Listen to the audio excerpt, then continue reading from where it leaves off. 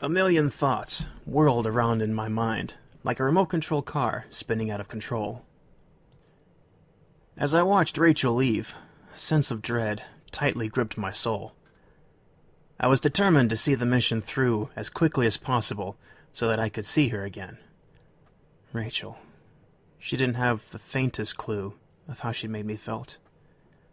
I was pulled out of my thoughts by the appearance of my good friend Fear at my doorway. He was leaning against it, his arms were crossed in his signature pose. I gestured him to come in. Having problems with the wife? He teased as he sat down beside the table. I snorted and ignored his remark, though it did give me butterflies in my stomach. My mind trailed on its own as I packed. This isn't right, I said. We shouldn't be leaving them like this. Fear inhaled deeply. Are you referring to the team, or just Agent Moore? Smartass, I thought, yet I wasn't surprised. Fear was exceptionally sharp. I just can't believe that I have to leave her behind. I was assigned as her guardian to protect her, yet now I'm being sent away. I feel like I'm abandoning her, I replied. Fear said nothing. I continued. I hate this goddamn war. It's been nothing but trouble, and the Phantoms are always one step ahead of us. I just wish I could protect Rachel during these hard times. There was a shuffle of movement as Fear adjusted his position. Agent Moore is more than capable of taking care of herself, John. You should know that. I know, I sighed. Guess I should place more faith in her, huh? I shrugged my shoulders half-heartedly. Fear was quiet as he watched me pack the last of my belongings. I sat down on the chair beside him and crossed my arms as well. I focused on the floor as if it were the most fascinating thing in the world. A comfortable silence settled between us, something that I could have never experienced with anyone else. Do you love her? Fear asked after some time. I turned my head to look at him. His eyes were already in my direction. I was about to answer when a loud ping noise interrupted. I took out my phone and realized that our ride had arrived. I winced, not at all pleased with the order, though I had no choice. I looked up at Fear. It's time, I said. He nodded and pushed himself off the wall. After grabbing my belongings, we both walked down the hallway. We made a quick stop at Fear's room before we arrived at the opening of the garage. Fear opened the garage door and revealed a black SUV that was parked outside with its engine running on low. A man who wore simple black shades stood beside it. He was leaning against the car in a relaxed manner, though he immediately straightened his posture once he saw us coming. "We've been expecting you," he said. "Please come inside." Fear and I walked towards the car and opened the doors. As Fear went inside, I took one last glance at the hotel we were at. I'll come for you, I thought, and entered the black SUV. We sped through the city. The sun barely started to come out. I looked out the window absent-mindedly, not really focused on the scenery. My mind kept on going over the mission parameters, but mostly about last night. Last night was amazing. Couldn't have asked for a better one. The feeling of Rachel's body beneath mine was instant ecstasy. She was like a drug that I was helplessly addicted to. The guilt of leaving Rachel attacked me like tsunami waves. No matter how much I tried to push her to the back of my mind, Rachel always plagued my thoughts. The motion of the van hitting a bump on the road brought me back from my thoughts. I shook my head and composed myself once more. I placed a finger on my temple and glanced at my right. Fear regarded me with an amused expression, and I narrowed my eyes at him. He merely chuckled softly, and then looked out the window. I too looked away, and returned my focus on the scenery. I had forgotten how beautiful Rome was at this time of year. My mother and I used to walk around our neighborhood every sunset, as we took in the many ancient structures lying about. I would have sometimes walked on my own, to enjoy the time to myself.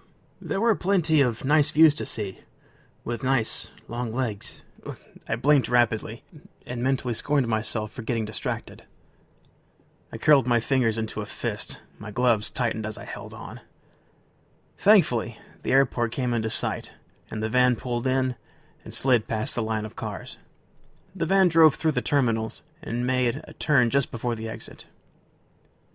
Finally, it stopped just behind our plane. Fear, the man with shades, and I all got out. The third fellow turned his attention to us. All right, agents. Your orders is to rendezvous with the other higher-ranked secret agents in Switzerland. The details will be given to you upon your arrival. With that, the man saluted us and walked off to the side. Fear and I glanced at each other, and then made our way to the plane.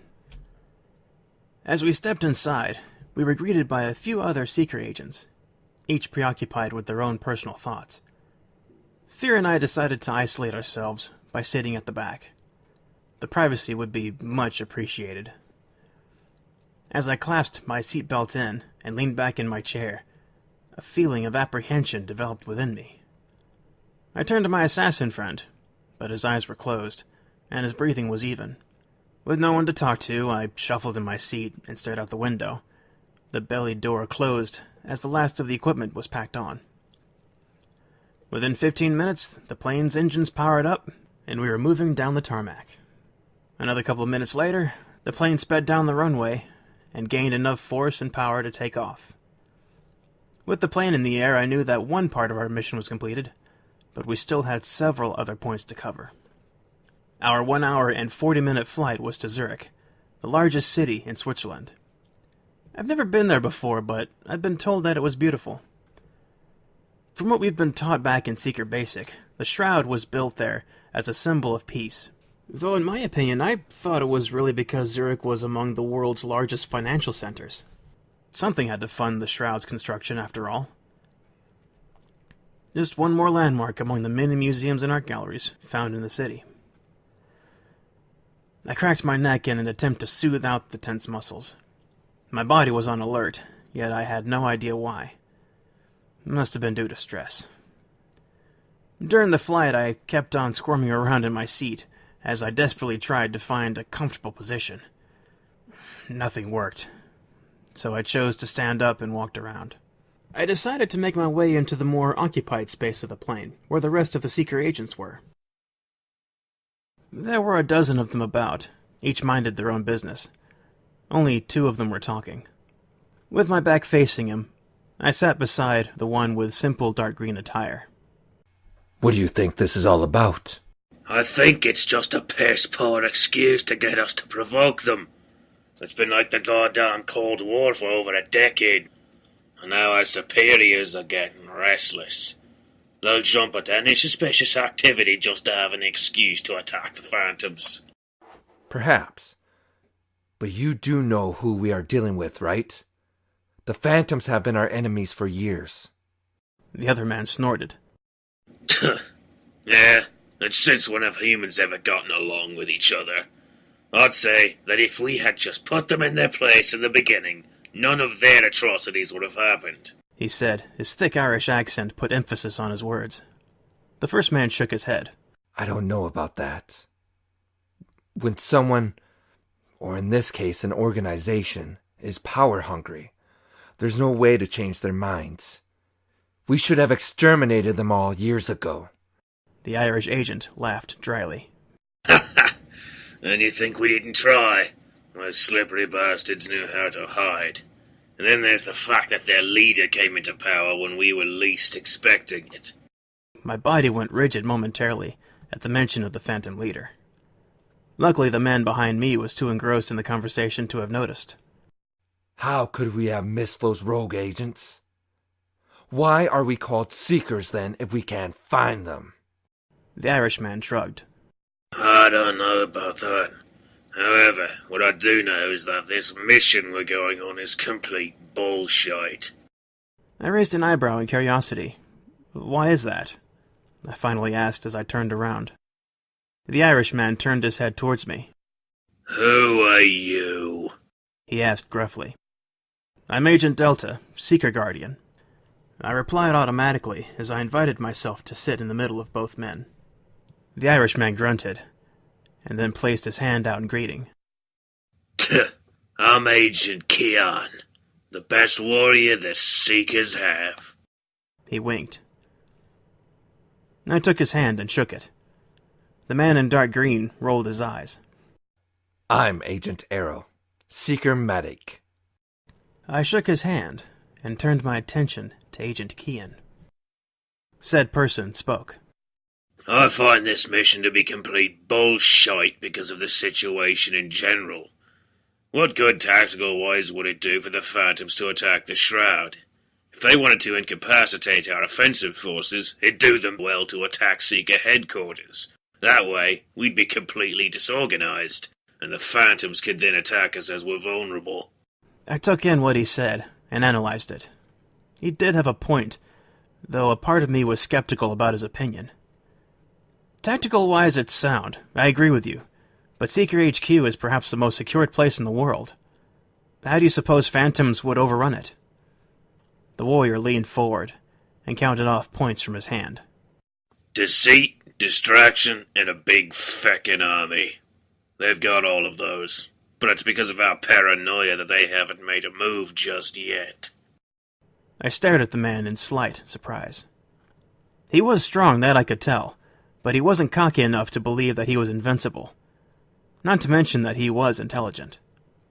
His friend, however, seemed to have thought otherwise. Ah, Keon, there you go again with your conspiracy talk. How about you just wrap your head around reality instead of fantasy? That part got me confused. What conspiracy?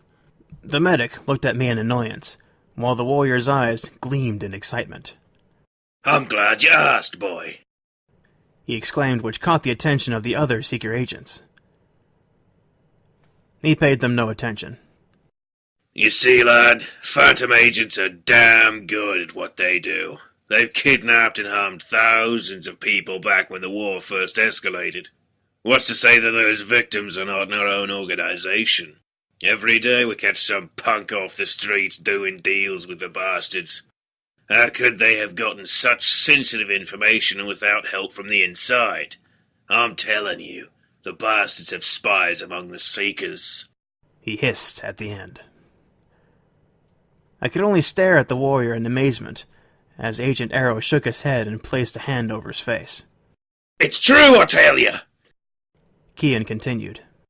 You never know where they are. They might even be here.